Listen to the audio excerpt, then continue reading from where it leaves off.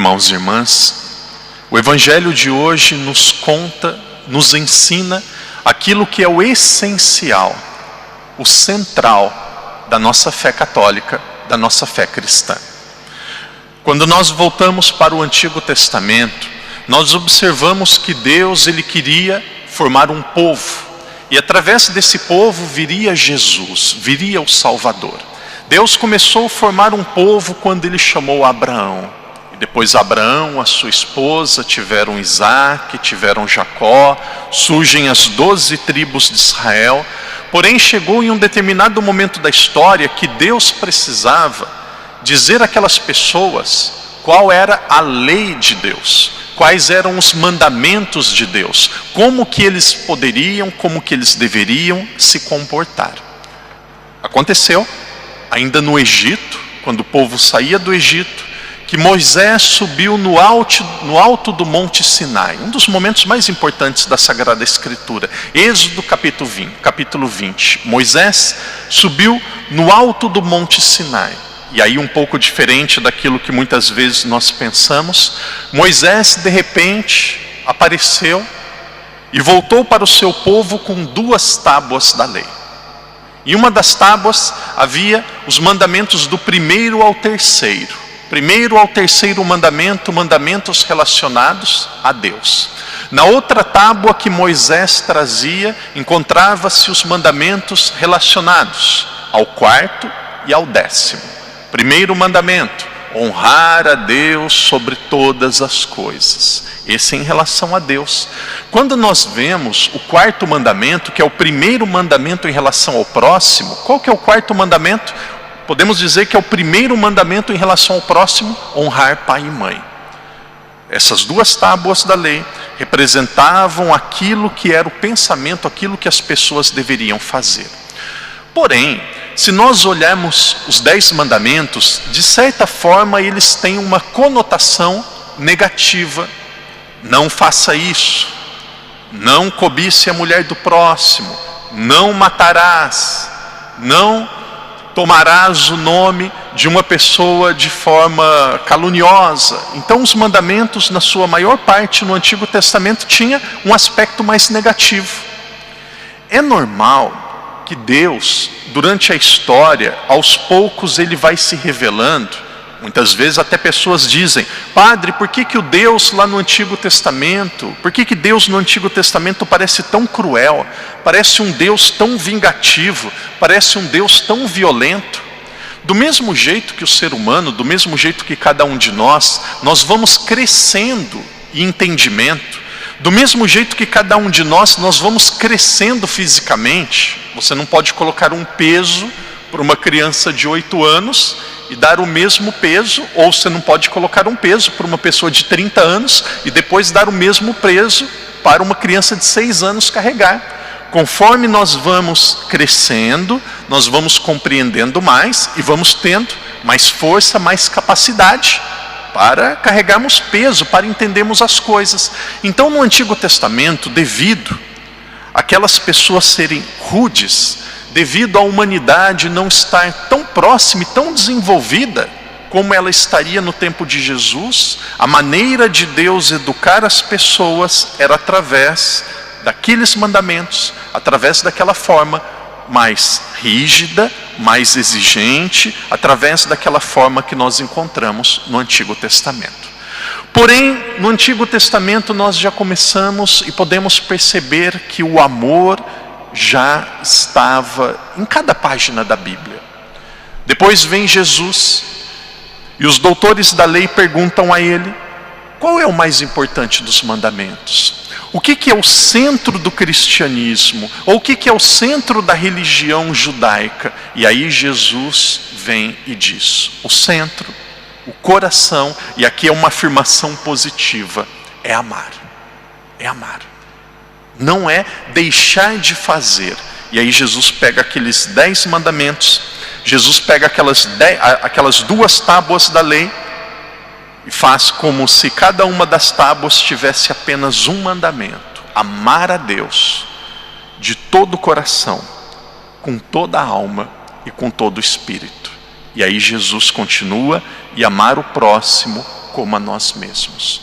Por que que Jesus relaciona, por que que Jesus ele coloca junto o amor a Deus e o amor ao próximo? Se o padre perguntar na missa, quem ama a Deus, levanta a sua mão. Se eu fizesse essa pergunta, eu tenho certeza que as pessoas levantariam. Aqueles que percebem português, estão prestando atenção na homilia do padre. Se eu perguntasse quem ama a Deus, vocês levantariam a mão. Eu amo a Deus. Para que o nosso amor a Deus não seja apenas um sentimento, para que o nosso amor a Deus não seja apenas uma palavra, para nós sabermos se esse amor a Deus de fato ele é verdadeiro, existe um critério, existe um meio para avaliá-lo, existe uma prova, existe um teste, existe uma prova de fogo. Como que nós sabemos se o nosso amor a Deus ele é verdadeiro ou não? Como que nós sabemos se o nosso amor a Deus ele é autêntico ou não?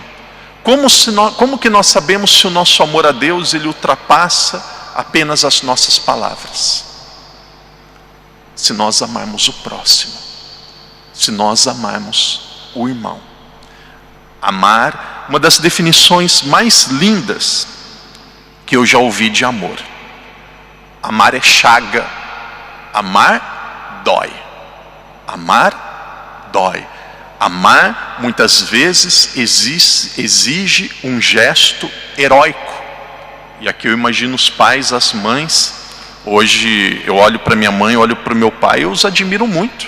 Um pai e uma mãe, eles amam sem esperar nada em troca. Amam porque amar é um compromisso que nós assumimos diante de Deus. Por isso, querido irmão, querida irmã, o crivo, o exame, o critério principal para saber se o nosso amor a Deus ele é autêntico ou não, passa pelo nosso amor ao próximo. Padre, como que nós podemos amar o próximo? Cada geração poderia entender este amor de uma forma diferente. Apesar daquilo que ser básico para o cristianismo não mudar. Uma das primeiras características do amor, e aqui diz São Paulo, e aqui é muito atual a cada um de nós, o amor é paciente. Nós vivemos uma geração, um tempo de pessoas impacientes. Aconteceu, uma pessoa próxima, até da minha família, mandou uma mensagem, e aí devido à correria, devido à agitação do dia a dia, mandou uma mensagem, passou ali um dia, eu não respondi a mensagem, e aí depois veio outra, padre, o que eu fiz para você? Padre, desculpa se eu te ofendi, padre, não gosta mais de mim? Padre, se eu errei, me corrige. Ué, mas por que você está falando isso? Ah, porque você não me responde, você não gosta mais de falar comigo. Um dia que não respondeu. Querido irmão, querida irmã, paciência, paciência. Um pai e uma mãe, paciência com os filhos e com os netos. Muitas vezes vai levar anos para colher os frutos. Veja, faça esse exercício com uma criança. Mande uma criança lançar uma semente na terra, regar, e manda ela voltar no outro dia para pegar o fruto e comer. Ela vai encontrar ou não? Não vai encontrar. No Brasil nós temos um ditado que diz assim: quem tem pressa, come cru. Paciência, paciência. Respira, espera. Muitas vezes a demora de Deus, muitas vezes a demora talvez até das pessoas, é um jeito que Deus está utilizando para trabalhar o nosso coração, para nos ajudar a confiar mais na providência de Deus. Irmão, irmã, vocês sabem pela vida de vocês, eu sei pela minha, Deus cuida de tudo. Deus cuida de tudo. Não existe nada que escapa das mãos de Deus. Quando acontecer alguma contrariedade, quando algo estiver indo contrário àquilo que você pensa, quando um filho, um neto, às vezes um pai e uma mãe que não caminha como nós queríamos, diz assim: eu confio na providência, na sabedoria e no tempo de Deus. Não é intenção nossa, mas muitas vezes, sem querer e sem perceber, nós achamos, digo para mim, os ouvidos mais próximos da minha boca são os meus. Quando eu prego, eu digo para mim, muitas vezes a nossa agitação, nossa falta de paciência, a nossa agressividade, a nossa falta de amor em relação ao próximo, reflete que nós pensamos que nós somos o centro do mundo e o centro de tudo, que todos devem fazer a nossa vontade, que todos devem nos agradar, que todos devem viver como se fossem servos daquilo que nós queremos. Não, o centro é Deus. Pequenas contrariedades na nossa vida nos educam e nos fazem ser pessoas mais maduras. Aconteceu em algum lugar do mundo, uma pessoa tinha um namorado e ela pensava em se casar, e ela planejava que ia se casar, guardava dinheiro, estava até organizando para comprar muitas coisas, e rezava e pedia: Jesus, eu quero me casar, eu quero ter um bom casamento, eu quero que as coisas caminhem bem. E ela rezava. De repente ela recebeu uma notícia, talvez uma foto, um pequeno vídeo, que o namorado dela tinha outra mulher, tinha outra pessoa. E ela chorou, quase brigou com o padre. Quanto mais eu rezo, mais Deus me castiga. Quanto mais eu rezo, pior ficam as coisas. Eu peço a ajuda de Deus e agora descubro que Ele tem outra pessoa. Eu disse: minha filha, levanta as mãos e agradece a Deus. Foi livramento. Livramento, perdão da palavra, deixa eu usar outra expressão do Brasil. Você ia entrar em uma barca furada. Olha onde que você estava colocando o pé.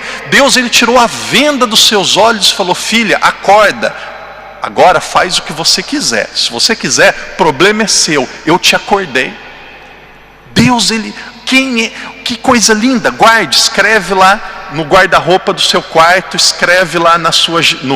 Vocês chamam de frigorífico, no Brasil a gente chama de geladeira. Escreve lá e deixa para sempre. Deus é fiel. Deus é fiel. Deus não abandona aqueles que estão do lado dele. Deus jamais abandonará uma pessoa que está na missa. Deus jamais abandonará uma pessoa que ama. Por isso, querido irmão, querida irmã, nós precisamos estar com o coração aberto, nós precisamos ter sabedoria para ouvir, ler os ensinamentos de Deus em cada situação da nossa vida. Deus fala sempre. Às vezes, nós que não conseguimos ouvir. Deus, Ele mostra e mostra sempre. Às vezes, nós não conseguimos ver. Se um dia tiver alguém, ou você, com câncer terminal, numa cama de hospital, com os últimos segundos de vida, aí desespera, aí pode ficar até meio agitado. Mas fora isso, não perca a sua paz por coisas pequenas. Não perca a sua paz por lições que Deus nos dá para nos ajudar a crescermos. A maneira que nós temos não é prova. A gente não precisa provar para Deus. Mas a maneira que nós temos para dizer para nós mesmos: Jesus, o meu amor por Ti é verdadeiro. É amando o próximo. Novamente, dizia... Esses dias eu passava uma formação para as irmãs, falava sobre obediência, e aqui serve sobre o amor. Amar não é gostoso, gostoso é sorvete. Sorvete é uma delícia. Bolo de chocolate. No Brasil nós temos algo chamado bolo de cenoura com cobertura de chocolate. É uma delícia, saboroso. Dá para comer um monte. Amar não é gostoso. Não é. Amar muitas vezes dói. Amar muitas vezes é difícil. Nós temos jovens aqui. Amar muitas vezes é saber aquilo que o meu pai e minha mãe está pedindo não é aquilo que eu quero. Não é a minha vontade. Não queria fazer. Eu amo, eu faço. Uma vez uma pessoa disse assim, e eu fico feliz, tem muitas pessoas na missa hoje. Uma vez uma pessoa disse assim: padre, eu não estava com vontade de ir na missa. Não estava com vontade. Eu fui. Essa missa valeu, padre? Eu disse: foi a missa que mais valeu. Foi a missa que mais valeu, porque você não foi por gosto, você foi por amor. Amor. Casamento, muitos são casados. Casar, e eu admiro, pode ser que alguém me corrija no final da missa e fale: não, padre, o padre mentiu. Casar é duro, é difícil. Imagino que tenha muitos desafios. No Brasil a gente diz assim, engolir sapo. Às vezes você precisa se aguentar em algumas coisas. Novamente, amor, amor. E quando tiver difícil, quando você achar que ultrapassa a sua capacidade, seja no trabalho, em casa, na igreja, quando você acha que ultrapassa a sua capacidade, lembre assim: Deus jamais dará uma cruz mais pesada do que a nossa força, a nossa capacidade de carregá-la. Quando Deus perceber que aquela cruz, que aquele problema, que aquela dificuldade já cumpriu o ensinamento e a missão que ela tinha na nossa vida, Deus vai lá e tira e resolve o problema. Se tem um problema, se tem uma situação, a vida é uma escola. Significa que Deus ainda quer nos ensinar algo com aquilo. Só existe uma coisa importante nesta vida: sermos santos. E um dia vivemos com Deus no céu. Padre, eu sou doutor. Padre, eu sou governador de Macau. Padre, eu sou o engenheiro mais famoso de todos. Um dia isso não vai valer nada. Vai tudo para o ralo. Vai tudo passar. E aqui quem tem mais idade sabe, o tempo passa, vem alguém melhor do que a gente, alguém nos substitui. Eu cresci achando que o Papa João Paulo II era tudo. Morreu, veio outro. E João Paulo e Bento morreu, veio outro. Daqui a pouco Francisco passa. Ninguém é para sempre. A única coisa que fica é o amor. Ame, ame, ame, ame. Nós, o padre encerra dizendo isso: nós somos uma família de fé. Nós somos uma família de fé. Quando você estiver saindo da igreja, quando você estiver vindo para a igreja, diga assim para quem você encontrar: um dia nós vamos criar, se Deus quiser, uma pastoral da acolhida. Escolher algumas pessoas para ficar na entrada da igreja cumprimentando, dizendo seja bem-vindo. Então quando você chegar aí na igreja, diz assim para quem você encontrar: tudo bem? Como foi a sua semana? Quando estiver saindo, às vezes o padre tem que dizer que em nome do Pai, do Filho e do Espírito Santo, que o Senhor não é abençoe, que o Senhor te alcance, porque já dispara embora. Quando estiver saindo, diz assim: tenha uma boa semana, vai com Deus. Irmão, irmã, à medida que nós amamos, à medida que nós fazemos o bem para o outro, nós nos sentimos melhor e somos mais felizes. Amar é o coração, é a base, é o centro, é o que existe de mais importante na nossa religião.